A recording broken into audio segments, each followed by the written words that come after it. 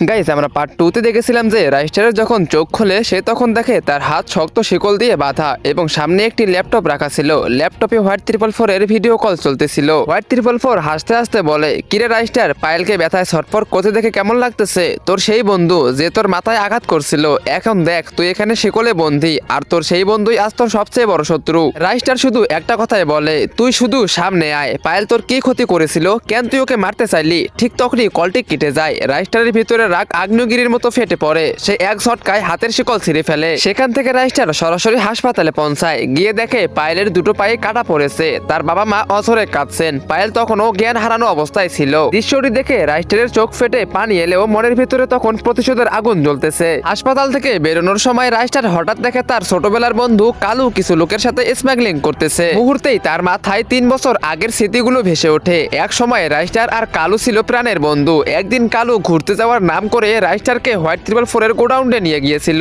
সেখানে গিয়ে রাইস্টার দেখে সব অবৈধ পাচার বা স্মাগলিং এর কাজ চলতেছে। রাইস্টার রেগে গিয়ে বলছিল, তুই আমাকে এসব জায়গায় কেন নিয়ে এসেছিস? কালু উত্তর দিয়েছিল, আরে ভাই, সবজি বিক্রি করে আর কত টাকাই বা পাবি? আমি আজ থেকে হোয়াইট 444 এর সাথেই আছি, তুইও চল, একসাথে অনেক টাকা কামাবো। তো গাইস, এরপরে কি হতে চলেছে? রাইস্টারের 3 বছর আগের বন্ধু কালু কি তাহলে মাস্টারমাইন্ড? হ্যাঁ, তোমরা সেটা দেখতে পারবে পার্ট 4 এ। পার্ট 4 দেখতে চাইলে ভিডিওতে লাইক করে কমেন্ট বক্সে কমেন্ট করো পার্ট 4।